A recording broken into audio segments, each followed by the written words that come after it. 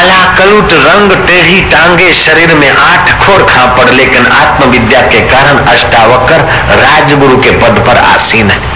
महाराज, मुझे शंका हुई, आपसे मैं शास्त्रार्थ करने आई हूं। मैंने तो साधना किया, मेरी सुषुप्त शक्तियां जागी, मेरी सुमरण शक्ति बड़ी, अनुमान शक्ति बड़ी, क्षमा शक्ति बड़ी, राजन मेरी समत्व की शक्ति बढ़ी, और बाद में सारी शक्तियां जहां से बढ़ती है उस शक्ति दाता पर ब्रह्म परमात्मा को सोहम स्वरूप से गुरु ने जताया, तब मुझे आत्मा का साक्षात्कार हुआ। लेकिन तुम तो राजकाज के झंझट के बीच रहते हुए ब्रह्मज्ञानी कैसे बने, मेरा एक सवाल है। जयराम जी की। और घोड़े के रकाब में पैर डालते डालते परमात्मा अगर तुमको मिल जाए तो दूसरों को ऐसा क्यों नहीं मिलता? घोड़े के रकाब में पैर डालते डालते तुमको परमात्मा का साक्षात्कार कैसे हो गया? अगर परमात्मा का साक्षात्कार हो गया तो फिर तुम्हें ये चमर डुलाने वाली ललनाओं की सेवा की और छत्र की क्या जरूरत है, और राज वैभव और महलों की क्या जरूरत है? जिसके हृदय में आत्म सुख पैदा हो गया उसको संसार का सुख तो तुच्छ लगता है। फिर भी राजन, आप संसार के सुख में क्यों टिके हैं? ये मेरे चित्त के प्रश्न है। राजा गुस्से नहीं हुआ, राजा ने अपने को भाग्यशाली महसूस किया कि मेरे राज्य में ऐसे बुद्धिपूर्वक प्रश्न करने वाली बच्चियां भी है। राजा ने कहा, सुन सुलभा, अगले जन्म में हम गुरु आश्रम में जाते थे, गुरुदेव ने हमको प्राणायाम सिखाए थे और हरिओम की ध्वनि से हमारी साधना की गति भी बढ़ाई थी और हमें पाठ्य पुस्तक भी पढ़ाते थे। एक बार गुरुजी कहीं घूमने चले गए, हमारा जो छोटा विद्यार्थी था, हम नदी में नहा रहे थे, उस छोटे विद्यार्थी के हम लोग मजाक उड़ा रहे कि बड़ा जोगी आया है, बड़ा ही आया, तेरे को ईश्वर नहीं मिलेंगे, हमको मिलेंगे, तू तो छोटा है, पहले हम भगवान का दर्शन करेंगे, बाद में तू करेगा। ऐसा करके हम सब एक साथ मिलकर उस विद्यार्थी की मखौल उड़ाते थे और मैंने तो उद्दंडता करके मेरे छोटे विद्यार्थी के माथे पर टपुरा लगा दिया, मुंडन करा के आया था, मैंने टाल ठोक दी उसकी। अपने सहपाठी विद्यार्थी, छोटे विद्यार्थी के साथ मजाक करना या उसको दुखी करना या उसको मारना, ये अच्छी बात है क्या? अच्छी बात है क्या? छोटे विद्यार्थी को स्नेह करना चाहिए ना, कच्चे विद्यार्थी को मदद करनी चाहिए ना। और हम लोग कुछ खाना ले जाते और कोई घर से नहीं लाया है और बेचारा भूखा बैठा है तो हमें अकेला खाना चाहिए कि उसको भी खिलाना चाहिए? शाबाश है, तुम भारतवासी हो। जयराम जी की बोलना पड़ेगा। तो हमने उद्दंडता के कारण छोटे विद्यार्थी को रुला दिया। इतने में गुरुजी आए और गुरुजी केवल पगार लेकर पढ़ाने वालों में से नहीं थे, उनकी आजीविका तो चलती थी, लेकिन विद्यार्थी के जीवन में ऐहिक विद्या के साथ साथ योग विद्या और आत्म विद्या का विकास हो, ऐसे हमारे पढ़ाने वाले शिक्षक थे, गुरुजी थे। गुरुजी नाराज हुए, गुरुजी का तप था। गुरुजी ने कहा, जब तक इस नन्हे विद्यार्थी को परमात्मा का अनुभव नहीं हुआ होगा तब तक तुमको भी नहीं होगा, और इसी की कृपा से तुमको परमात्मा का अनुभव होगा। समय पाकर हम तो व्यवसाय में लगे और काल चक्र में हम बूढ़े हुए, मरे, लेकिन गुरुजी के यहाँ हरिओम का जप करते थे, उसके पुण्य प्रभाव से मैं राजा बना और मेरा नन्हा विद्यार्थी जो था वो अष्टावक्र मुनि बना और अष्टावक्र को मां के गर्भ में ही परमात्मा का साक्षात्कार हो गया।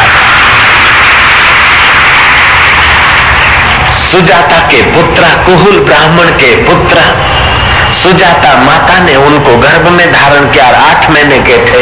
कुहुल ब्राह्मण जब वेद की ऋचाएं पढ़कर उसकी व्याख्या करते, जहां गलती करते, तो मेरा गुरु भाई माँ के गर्भ में बैठे बैठे बताता कि पिताजी इस ऋचा का ये अर्थ नहीं, वो अर्थ है। तुम विद्वान तो हुए हो, लेकिन विद्या जहां से आती है उस राम का ध्यान करके अगर पढ़ते तो कल्याण हो जाता। उस ओम का गुंजन करके तुम ध्यानस्थ होते तो तुम गलतियां नहीं करते इतनी। कुहुल ब्राह्मण को गुस्सा आया कि मां के गर्भ में बिटवा 8 महीने का और अभी मेरे बांक निकालता है, जा तेरे शरीर में 8 बांक होंगे। गर्भस्थ बालक कहता है कि पिताजी तुम्हारा श्राप मेरे शरीर तक असर कर सकता है, लेकिन मुझ आत्मा तक नहीं कर सकता है। मैं अमर आत्मा हूँ, चैतन्य हूँ। पिता आपका भी जय जयकार हो और आपके रास्ते बताने हो, आपके रास्ते उस वैदिक रास्ते चलने वालों का भी मंगल हो। मुझे आपका श्राप का दुख नहीं है, लेकिन आपको प्रार्थना है कि आप उस परमात्मा में गोता मारिए। कुल ब्राह्मण ने होनहार बच्चा समझकर इंतजार किया और समय पाकर वही बालक अष्टावक्र मुनि के नाम से प्रसिद्ध हुआ।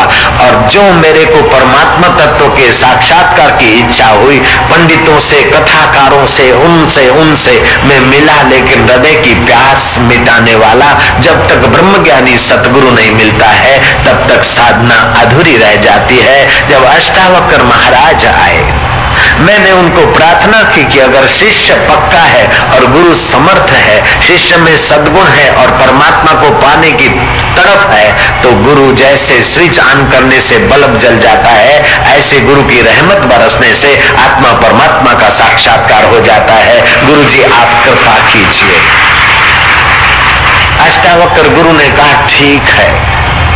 घोड़े के पैंगड़े में, घोड़े के रकाब में पैर डालते डालते परमात्मा तत्व का साक्षात्कार हो सकता है अगर अधिकारी हो, तैयार हो। जैसे लाइट की फिटिंग हो गई है तो स्विच ऑन करने से ही बिजली का प्रकाश हो सकता है, ऐसे ही सतपात्र शिष्य हो और समर्थ सतगुरु हो तो परब्रह्म परमात्मा का अनुभव हो सकता है। डाल रकाब में पैर। मैंने रकाब में पैर डाला। तुझे ईश्वर का दर्शन करना है तो मुझे तू क्या मानता है? मैं आपको गुरु नहीं सतगुरु मानता हूँ, सत्य स्वरूप ईश्वर को दिखाने वाले सतगुरु मानता हूँ। बोले अच्छा सतगुरु मानता है तो लाओ दक्षिणा। बोले गुरुजी तन मन धन सब आपका। ठीक है। मैं रकाब में पैर डालने गया, गुरु ने कहा तन मेरा हो गया तो मेरी आज्ञा के बिना क्यों पैर उठाता है? मैं सोचने लगा, गुरु ने कहा मन मेरे को दे दिया, इसका उपयोग मत कर। मेरा मन शांत हुआ क्षण भर के लिए। फिर बुद्धि से क्या निर्णय करूं? गुरु ने कहा छोड़। अब गुरु जी थोड़ी देर शांत होकर मुझ पर कृपा बरसाई और मेरे को परमात्मा का साक्षात्कार हो गया। अब मुझे संसार स्वप्न लगता है और चैतन्य स्वरूप आत्मा अपना लगता है। दुख के समय मुझे दुख की चोट नहीं होती है और सुख के समय मुझे सुख का आकर्षण नहीं होता। जैसा अमृत तैसी विष खाटी, जैसा मान तैसा अपमाना। हर्ष शोक जाके नहीं, वैरी मित समान। कह नानक सुन रे मना, मुक्त ताही ते जान। मैं मुक्त आत्मा होकर, जीवन मुक्त होकर राज्य करता हूँ। सुलभा तेरा दूसरा सवाल था कि जब आत्मा परमात्मा का आनंद आ रहा है, उसके आगे स्वर्ग का आनंद भी तुच्छ है, तो फिर आप राज्य गद्दी का मजा क्यों ले रहे हैं? मेरे गुरु ने कहा अच्छे आदमी अगर राज्य गद्दी से चले जाएंगे तो स्वार्थी, लोलुप और एक दूसरे की टांग खींचने वाले लोगों का प्रभाव बढ़ जाएगा। इसलिए अच्छे ब्रह्मज्ञानी अगर राज्य करेंगे तो प्रजा में ब्रह्म ज्ञान का प्रचार प्रसार होगा।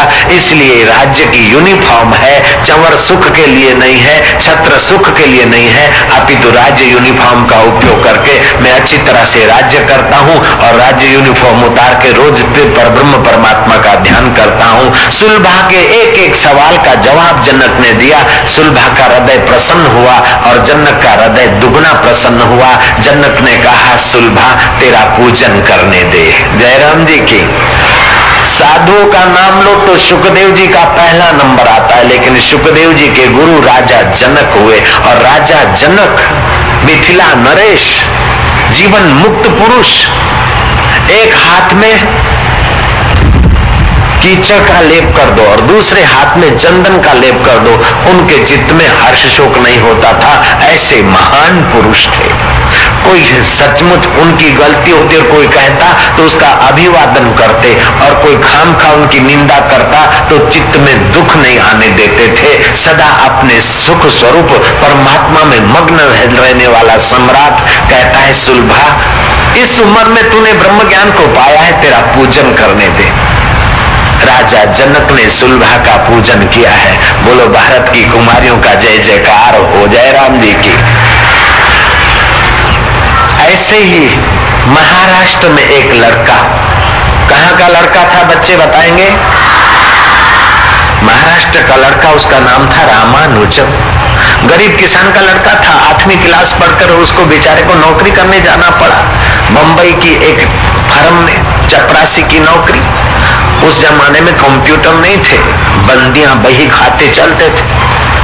वो बही लिखने वाले कभी हिसाब करते करते थक जाते तो रामानुजम पूछता है क्यों, क्या बात है?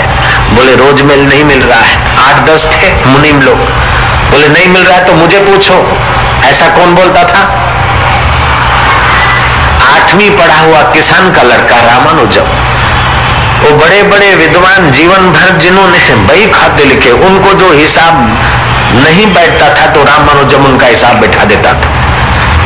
दंग रह गए। उन्होंने कहा तू गणित विद्या में इतना चतुर है तो मिस्टर हार्डी को अपनी योग्यता लिखकर क्यों नहीं भेजता है?